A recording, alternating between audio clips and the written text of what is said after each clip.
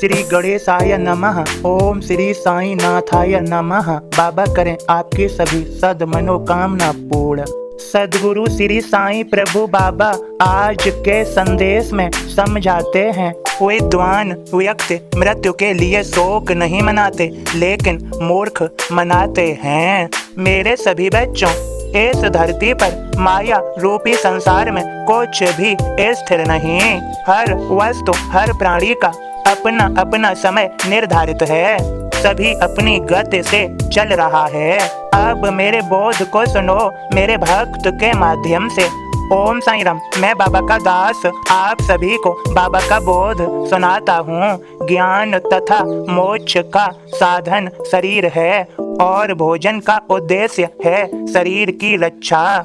साईं बाबा उपकारी संत महत्तम होय, मुख पर कठोरता दिखे, मन में मृदुता होय, बैर किसी से न रखें, सबको माने नेक, दिग दिगंत तेरे लोक में सबका मालिक एक। बैरागी थे संत वे, संसारिक व्यवहार सीख सिखाने लोग को, लीला करें अपार। हठ योगी का नहीं दिखावा, करें नहीं उपवास, भिक्षा मांगे 5 से ग्रहण करें लघु ग्रास। इसी तरह से शरीर में प्राण धारणा होय, तन साधन है ज्ञान का, उसकी रक्षा होय। नहीं जरूरत भस्म की, चंदन का क्या काम, हार फूल ना चाहिए अपने साईं राम। एक बड़े बाबा सीढ़ी में साईं संग रहाय, चिलम ओढ़ते साथ में भोजन संगे पाय। दिवाली त्योहार था, भोजन पंगत होय, पंगत छोड़ बड़े बाबा रूठ उठ गए होय। बिना बड़े बाबा साईं ग्रहण करें ना ग्रास, श्री साईं खाए बिना सबका ही उपवास।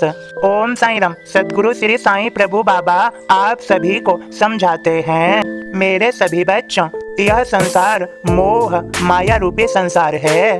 यहाँ पर प्राणियों में मोह और आकर्षण विद्यमान है, जो कि वस्तुओं से और प्राणियों से मोह कराता है। मोह इच्छा और उम्मीद का कारण है। यहाँ पर प्राणी इस संसार में आकर के सब कुछ अपना मान लेता है और यही दुख का कारण है। मेरे बच्चों, ये सभी का पंच तत्व से निर्मित शरीर भी स्थिर नहीं है। जन्म, बचपन, जवानी और बुढ़ापा और बुढ़ापे में मृत्यु। मेरे बच्चों, जिसको जितना समय मिला है उसका उतना समय निश्चित है। मेरे बच्चों, स्वयं अपने नेत्रों से पहचाने कि सत्य क्या है।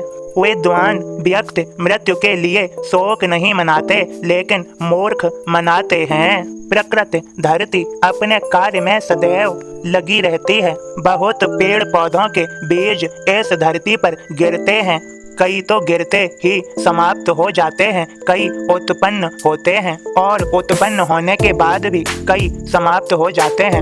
उनमें से फिर बचने पर पौधा वृक्ष बनता है, अर्थात वृक्ष का रूप ले लेता है, या उसका जो कार्य होता है वह अपना कार्य करता है। जैसे वृक्ष पर बौर आता है, सभी बौर फल बन जाए तो कितनी उत्तम फसल होगी, लेकिन आंधी या तूफान आने पर वृक्ष पर बौर झड़ जाता है।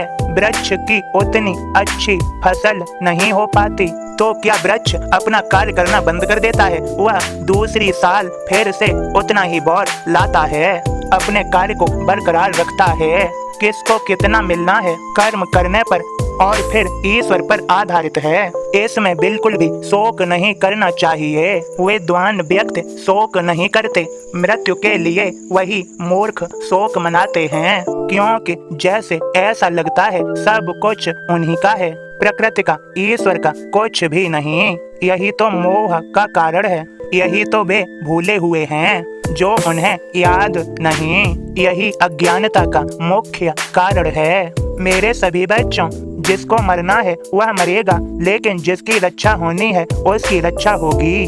मैं तुम्हारा साईं रक्षा करूंगा, समय आने से पहले, कार्यकाल पूरा होने से पहले रक्षा करूंगा।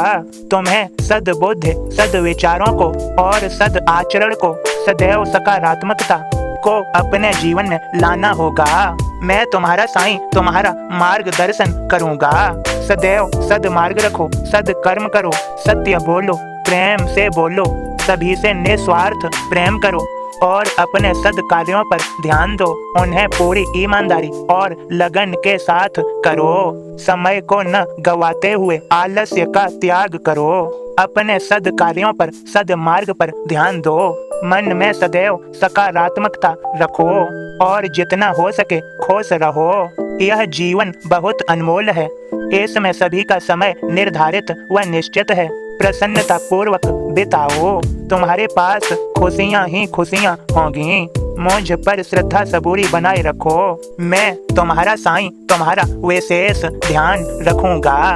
तुम मेरे भक्त हो, मैं तुम्हें संभालूंगा। हर स्थिति हर परिस्थिति में तुम्हारा साथ दूंगा। मैं सदैव तुम्हारे साथ हूँ, तुम्हारे आस पास हूँ, तुम्हारे मन में, तुम्हारे हृदय में विराजमान हूँ। मुझे जानो मेरे बच्चों, कोई भी नहीं मरता।